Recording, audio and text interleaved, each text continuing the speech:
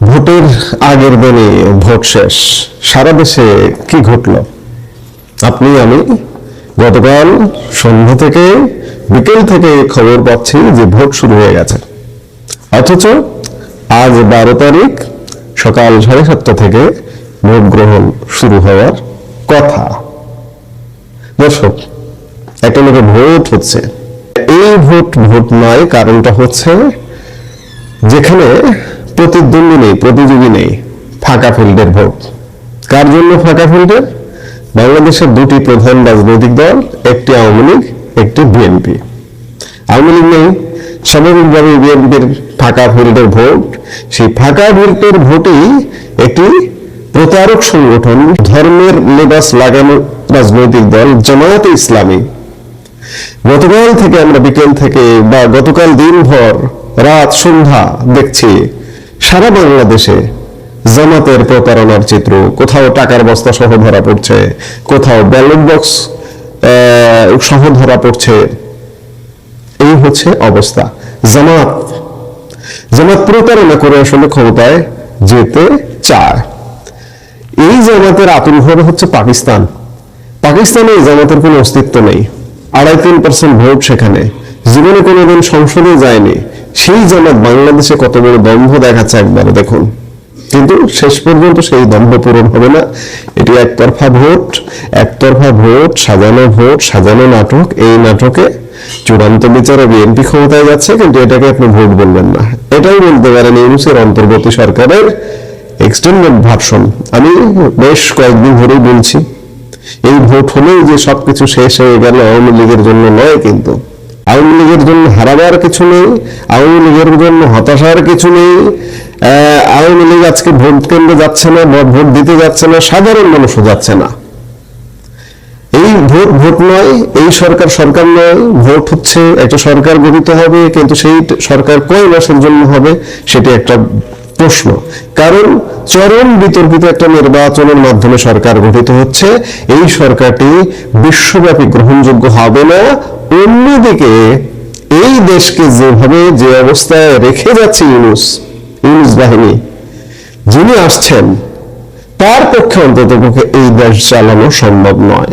স্বল্পতম সময়ের মধ্যে আরেকটি সরকার আসবে, অন্তর্বর্তী সরকার বলুন, তত্ত্বাবধায়ক সরকার বলুন, বা যেটিই বলুন না কেন, আসবে। সব দলের অংশগ্রহণ দিতে বাধ্য হতে হবে সিচুয়েশনের কারণে, এবং আরেকটি নির্বাচন হবে। সেই নির্বাচনে আওয়ামী লীগ ভূমিধস বিজয়ী হবে।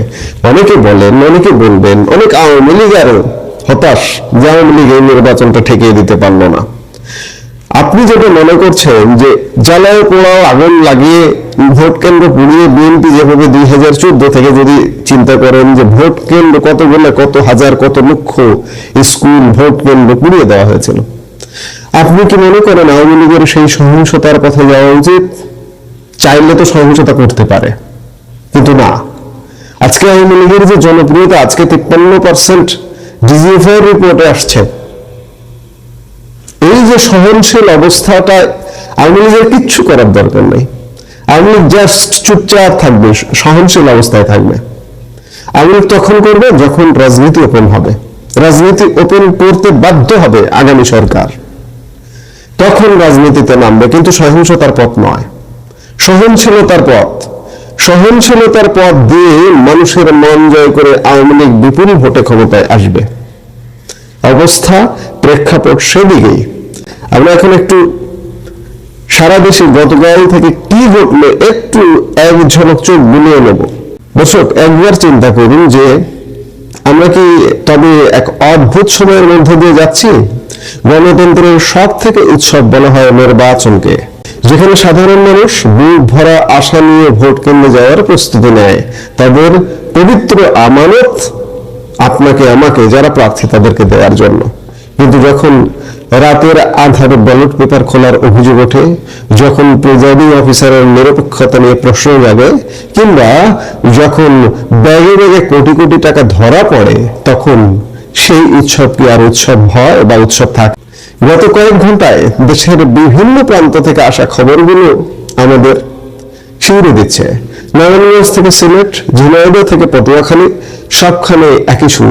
একবার ভেবে দেখুন, যে ব্যালটে মানুষের স্বপ্ন আর অধিকার বন্দী থাকার কথা, তা যদি ভোট শুরুর আগেই খোলা অবস্থায় পাওয়া যায়, তবে সাধারণ ভোটারের অবস্থার জায়গা কোথায় থাকে? বিভিন্ন স্থানে জামায়াত কর্মীদের টাকা বিতরণের অভিযোগে আটক করা হয়েছে। রাজনীতি কি তবে এখন কেবলই টাকার খেলা? কেন একজন কর্মীকে লাখ লাখ টাকা নিয়ে রাতের বেলা মানুষের দুয়ারে দুয়ারে যেতে হয়? এই টাকা কি সেবা করার জন্য, নাকি মানুষের বিবেক কিনে নেওয়ার জন্য? এই ঘটনাগুলো আমাদের চোখে আঙুল দিয়ে দেখিয়ে দিচ্ছে যে পর্দার আড়ালে কত বড় লেনদেন চলছে। টাকার কথা যখন এলে তখন পটুয়াখালীর কালাপাড়া এবং সৈয়দপুরের ঘটনা এড়িয়ে যাওয়ার উপায় নেই। কালাপাড়ায় একজন নেতার কাছ থেকে উদ্ধার হয়েছে 50 লাখ টাকা, আবার সৈয়দপুর বিমানবন্দরে ব্যাগ ভর্তি 74 লক্ষ টাকা সহ আটক করা হয়েছে ঠাকুরগাঁও জেলা জামাতের আমিরকে। ঠাকুরগাঁও জেলা জামাতের আমির মানে বিএনপি মহাসচিব মির্জা ফখরুল ইসলাম আলমগীর কিন্তু ঠাকুরগাঁও সদর আসন 1 আসন থেকে নির্বাচন করছেন। সেখানে জামাতের টাকা ছড়াছড়ি। মির্জা ফখরুল ইসলাম আলমগীর সেখান থেকে জিতে আসতে পারবেন কি পারবেন না, এখন আমি এর আগে প্রশ্ন করেছি, আবার আজকেও প্রশ্ন করতে চাইছি যে তিনি বিজয়ী হয়ে আসবেন কিনা। তিনি বলেছেন তার জীবনের এটি শেষ নির্বাচন, শেষ নির্বাচনে পরাজয় দিয়ে তার শেষ হয় কিনা সেটি দেখবার বিষয়। দর্শক, একজন সাধারণ মানুষ সারা জীবন হাড় ভাঙা খাটুনি দিয়েও এই যে এত এত টাকার ছড়াছড়ি, এত টাকার স্বপ্ন দেখতে পারে না, অথচ ভোটের আগে কোটি কোটি টাকা আকাশে উঠছে। কুমিল্লায় 2 লাখ, চট্টগ্রামে 10 লাখ, লক্ষ্মীপুরে 15 লাখ, তালিকা দীর্ঘ থেকে দীর্ঘতর। কোনটা রেখে কোনটা উল্লেখ করব? এই টাকাগুলো কোথা থেকে আসে আর কোথায় যায়? বিপক্ষ দলগুলো বলছে এগুলো পোলিং এজেন্টের খরচ, কিন্তু এজেন্ট খরচ নামে এই বিপুল অর্থ কি পরোক্ষভাবে ভোটারদের প্রভাবিত করার চেষ্টা নয়? রাজনৈতিক নেতারা একে অপরের দিকে কাদা ছুটছেন। জামায়াত বলছে তাদের বিরুদ্ধে অপপ্রচার চালানো হচ্ছে, আর বিএনপি বলছে নির্বাচনের পরিবেশ নষ্ট করা হচ্ছে। কিন্তু মাঝখানে পড়ে সাধারণ মানুষের যে স্বপ্নটি পিষ্ট হচ্ছে তার দায় কে নেবে? আমরা আজ যা দেখলাম এবং শুনলাম তা কোনো সুস্থ গণতন্ত্রের লক্ষণ হতে পারে না। ব্যালট পেপার খোলা, আগাম স্বাক্ষর আর ব্যাগে ব্যাগে কালো টাকা, এসবই কি আমাদের নির্বাচনের ভবিতব্য? জামায়াত মুখপাত্র ইহসানুল মাহবুব জুবায়ের বলছেন এগুলো পরিকল্পিত নাটক। আবার বিএনপির প্রতিনিধি দল ইসিতে গিয়ে একগুচ্ছ অভিযোগ জমা দিচ্ছেন। সত্য আসলে কোথায়? সত্য হয়তো সেই সাধারণ মানুষের চোখের কোণে লুকিয়ে আছে, যারা এখনো আশা করে যে তাদের একটি ভোট এই দেশটাকে বদলে দেবে। প্রিয় দর্শক, রাজনীতিতে পক্ষ বিপক্ষ থাকবেই, কিন্তু যখনই অনিয়ম নিয়ম হয়ে দাঁড়ায় তখনই জাতির কপালে চিন্তার ভাঁজ পড়ে। আমরা চাই না অন্ধকার রাতের কোনো সিদ্ধান্ত দিনের আলোর মানুষের অধিকার কেড়ে নিক। আমরা চাই একটি স্বচ্ছ, সুন্দর এবং ভয়হীন নির্বাচন। আপনার এলাকায় কি কোনো এমন ঘটনা ঘটেছে? আপনি কি মনে করেন এই টাকা আর অনিয়মের ভিড়ে গণতন্ত্র টিকে থাকবে? সাথে আমিও আপনাকে যে প্রশ্নটি করছি, গণতন্ত্র টিকে থাকবে কিনা? গণতন্ত্র টেকা কি? গণতন্ত্র প্রতিষ্ঠা করারই উদ্যোগ নেই ইউনূস সরকারের, এবং এই যে বিতর্কিত নির্বাচনের যদি উদ্যোগ থাকতো তাহলে আওয়ামী লীগ সহ সব দলের অংশগ্রহণে নির্বাচন হতো। যেহেতু নির্বাচন হচ্ছে না, বিতর্কিত নির্বাচন, ইতিমধ্যে দেশে বিদেশে বিতর্কিত, এই ভোট টিকবে না। কাজেই খুব শীঘ্রই একটি নির্বাচন হবে, সেই নির্বাচনে সব দল অংশগ্রহণ করবে। সেখানে যদি জনমতের প্রতিফলন ঘটে আমরা সেটি নিশ্চয়ই দেখব। আপনার মূল্যবান মতামত আমাদের কমেন্টে জানান। এই মুহূর্তে এ পর্যন্তই।